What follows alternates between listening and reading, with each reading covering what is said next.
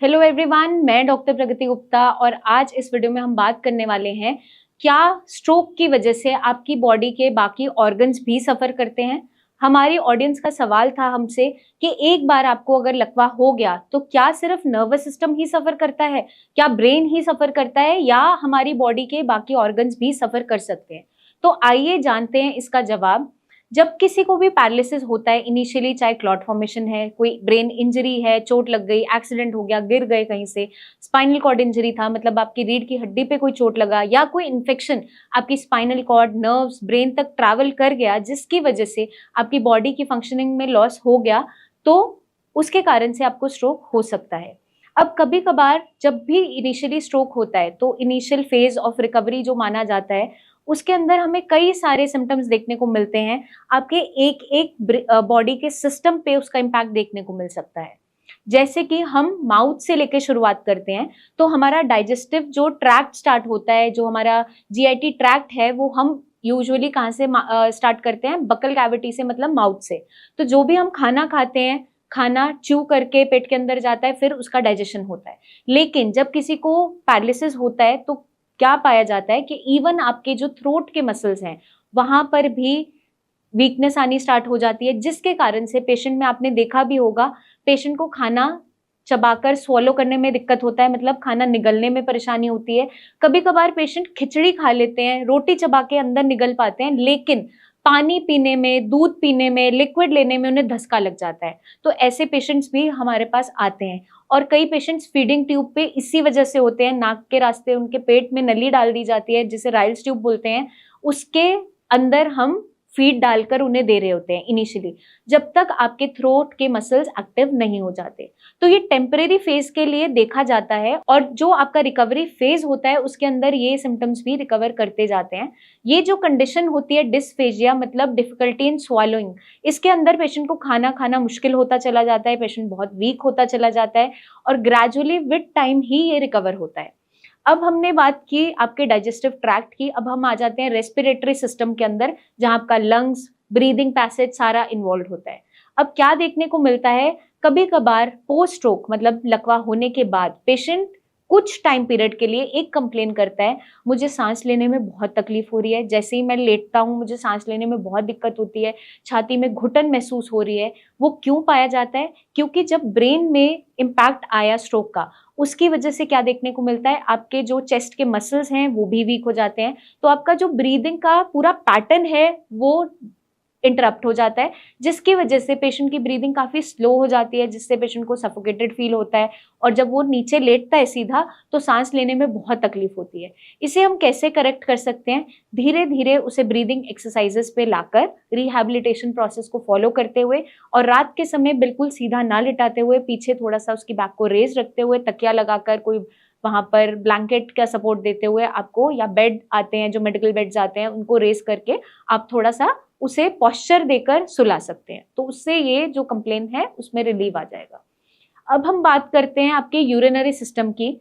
जब भी किसी को लकवा होता है तो उसके पेशाब में कुछ परेशानियां आनी स्टार्ट हो जाती है। यूरिनरी सिस्टम के अंदर भी तकलीफें देखने को मिलती है, मतलब ब्लैडर कंट्रोल लॉस हो जाता है, जिसकी वजह से इनकॉन्टिनेंस देखने को मिलती है, मतलब पेशाब कभी कभार सेंसेशन नहीं पता चल पाता, या कभी कभार क्या देखा जाता है, पेशेंट यूरिन ज्यादा देर के लिए होल्ड नहीं कर पाता, जिसके कारण से उसको बार बार यूरिनेशन के लिए जाना पड़ता है या फिर डायपर का इस्तेमाल, कैथेटर का इस्तेमाल करना होता है। ये भी विद टाइम रिकवर हो सकता है। जब हम मेडिसिन देते हैं, ब्रेन दोबारा रीवायर करेगा तो आपकी जितनी नर्वस सप्लाई है यूरिनरी सिस्टम तक जाती है, आपकी किडनीज तक, आपके ब्लैडर तक जाती है, तो ये रिकवरी वापस आना स्टार्ट हो जाती है। कुछ एक्सरसाइजेस भी हेल्प करती है, जैसे कि कीगल एक्सरसाइजेस, जो आपके पेल्विक फ्लोर मसल्स को स्ट्रेंथन अप करने में हेल्प करती है, वो हम साथ में ऐड ऑन कर सकते हैं। अब हम बात करते हैं आपके सर्कुलेटरी सिस्टम की, मतलब आपका हार्ट, आपका ब्लड वेसल्स, जितनी भी इन्वॉल्वमेंट है जो आपकी बॉडी में ब्लड को सर्कुलेट करता है। तो इस सिस्टम में क्या पाया जाता है, या तो इस सिस्टम में कोई डिफेक्ट आया है, इसकी वजह से भी स्ट्रोक देखने को मिल सकता है। कार्डियक अरेस्ट होना, हार्ट अटैक आना, ब्रेन स्ट्रोक होना, ये सारी कंडीशन बन सकती है। अगर आपकी ब्लड वेसल्स थिकन अप हो गई हैं, वहां पर कोलेस्ट्रॉल की वजह से थिकनिंग हो गया है और आपका खून गाढ़ा होना स्टार्ट हो जाता है, तो आपका क्लॉट फॉर्मेशन बढ़ती चली जाती है। अगर वो क्लॉट आपके ब्रेन तक ट्रैवल कर जाता है तो ब्रेन स्ट्रोक हो जाता है। वही क्लॉट आपका ब्लड वेसल से होते हुए आपके हार्ट तक चला जाता है तो कार्डियक अरेस्ट होने के चांसेस होते हैं। तो इसको हम कैसे बेटर कर सकते हैं, ये वल्नरेबिलिटी कैसे कम कर सकते हैं?